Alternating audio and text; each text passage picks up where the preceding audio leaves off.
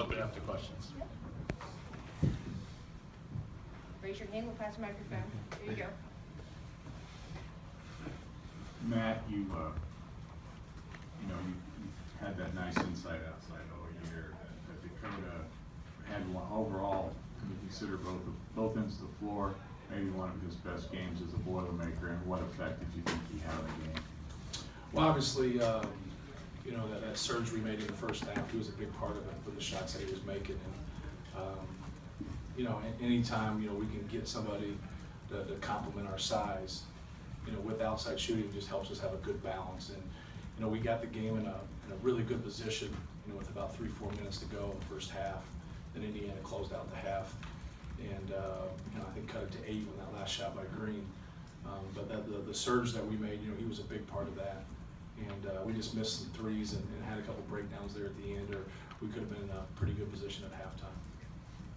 The way that you sort of re-emphasized the post in the second half, getting the ball inside, and the foul trouble that it caused, how did that change it? Right. Well, that's what we wanted to keep going inside to Swanigan and hopefully on Haas, but obviously he couldn't stay in the game long enough. With the calls that were made out there, I mean, both teams suffered from foul trouble, and Haas being out, and then Bryant being out, and then obviously Davis being out in the game. But we just wanted to keep getting the ball inside. When we were getting the ball inside, whether we were driving the ball or posting up, good things were happening for us. Matt, can you just put this in perspective, what it means to win the Big Ten championship on your home court against IU on senior night? Well, a lot of good things, at once. For us, it was kind of, being able to start over a little bit when you're at a place, for a period of time, and we went to 6 straight NCAA tournaments, and then we struggled for a couple of years, and we were in last place in our league. To be able to push forward 3 years later and, win the league and really do it like I talked about out there with that junior class, with PJ Thompson and Dakota Mathias and Vince Edwards and Isaac Haas, and obviously, we added some pieces, and obviously Swanigan, has been the best player in our league, but it really started, with those guys and just trying to bring people into our program that are about winning and trying to get a more skilled guy. I think that's where we really suffered. Klein and Dakota Mathias have really improved on the defensive end, and we've been able to make some strides in that area, and Mathias especially. But it means a lot for our program. There's a lot of tradition here at Purdue. There's a lot of tradition within our state. Obviously, Indiana has a great deal of tradition also, and they've had success here the past 5 years, winning the league twice themselves. So we beat a good team today, and we were very, very fortunate to get those guys into foul trouble.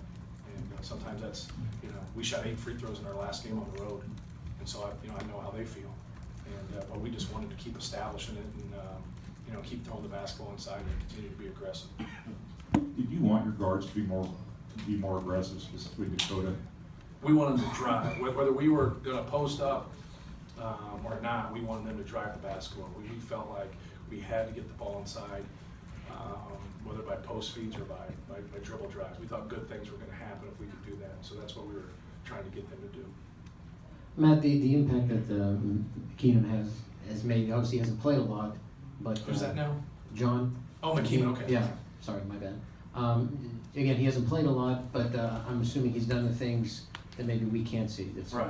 Well, he was the only one that's been here that was in last place and now is in first place. And he doesn't play for us, but that's why when we added him, he does everything right. Education's important, school's important. He works on his game. He's always in the gym. Trying to get better, and deep down he knows, he's not going to get in. And but he's just been a great piece to our puzzle, and has a lot of substance, and that's what you need. People always say that's what you need in a walk-on. That's what you need, period. And that really helps your program. Those things, just like bad things, are contagious. Guys like him, good guys like that, they're contagious too. Do you personally let yourself enjoy this? Because you seem like you're always the guy who's, the next thing. Right, yeah, I don't enjoy it. I was mad at PJ there at the end. He missed his free throws, and he's been great for us. And here I am, those guys are celebrating. I'm wanting to know why he fouled that guy at the end and why he missed his free throws. And but PJ's been great for us, and it just kind of shows. You look at guys that are 3 stars, 4 stars, 5 stars, and all that stuff, and you got to get guys that are about winning. And PJ's about winning, but no, there's it's kind of hard. I think every coach who gets out of coaching, whether that's their choice or somebody else's choice. I think the thing they say when they get done, whether they retire or get fired or whatever happens, is, I wish I would have enjoyed it more. But it's impossible to enjoy it. You know, no matter what you do, somebody's mad. It's just the way it is. You know, and so you're constantly thinking about, you know, what can I do for our program? What can I do for our team and our players to get ready for that next game? You know, and then once it's over, you know, there's only one team that wins. You know, now you know people are critical of you, and now you got to be able to, you know, just do what's best for your program. And you know, that's what we want to do. We want to just keep improving and getting better, and not settling. You know, you're celebrating out here. We got a game to play. Yeah, we got a game Sunday. You know, it's an important game, and so I think someone has to keep the balance. Coach, they say you want to play your factor. Okay. Thank you. You're welcome. They say you want to play your best basketball February, March. Do you feel like you guys have hit that peak, or do you think you still have more in the tank? No, I think we still have more in our tank. You know, I think you know, we can be more efficient than we've been. The one thing that's difficult at this time of the year is it's harder to catch the basketball. It's harder to get the ball where you want. It means more. You know, and people are playing in that desperation mode, and you want to be in that mode too. So the best thing to do is try to flip it on those people. But everything's just a little bit harder. But you know, I think we can be better on the defensive end. We gave up a lot of points today. You know, we haven't been the best the two previous games on the defensive end. So that's what I'd like to see, you know, us improve. As long as we're not turning the ball over, I think we give ourselves a chance. You know, just because we have a good balance.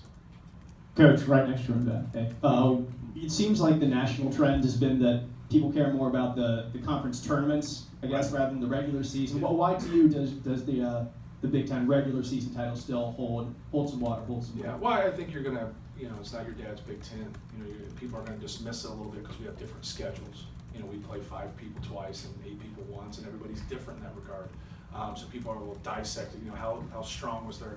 It seems crazy to me that they say that you got to compare people's conference schedule, you know, and their strength, you know, because in your mind everybody plays the same teams, and that's not true. So, no, it is.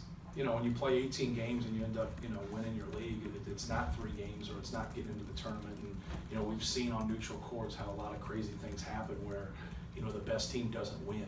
You know, when you get into baseball, you get into something NBA playoffs where you have a series. A lot of times that doesn't hold water as much, you know, because. But in this situation, that's what we have as a body of work is 18 games. So I think as coaches, you have more pride in that. But that doesn't transition into the NCAA tournament, which is the, you know, the big deal. And so when that conference tournament comes, you know, that's our transition into the NCAA tournament, and I think that's why it gets more attention, and it's more excitement. It's more excitement. You're going to see more upsets. You're going to see more things happen when you get onto a neutral court. Matt, you said you don't get to enjoy this experience that much, but what do you hope the players take out of this?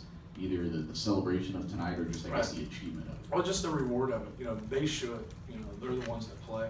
You know, they're the ones that should enjoy, you know, this night and, you know, take the day off tomorrow, but then, you know, get back to go into work to get ready to, you know, play Northwestern on Thursday. You know, we play them Sunday, so that gives us, you know, 3 days to prep. And but I think, you know, this next 24 hours, you know, that's theirs. And this is something they'll cherish forever. You know, you can celebrate this when the season's over. But for right now, you just have about a day, and then you have to get back to work. But I'm happy for those guys. You know, we've had a lot of, you know, people doubt him. You know, we've had, you know, our best player is a guy that has, you know, handled unbelievable adversity.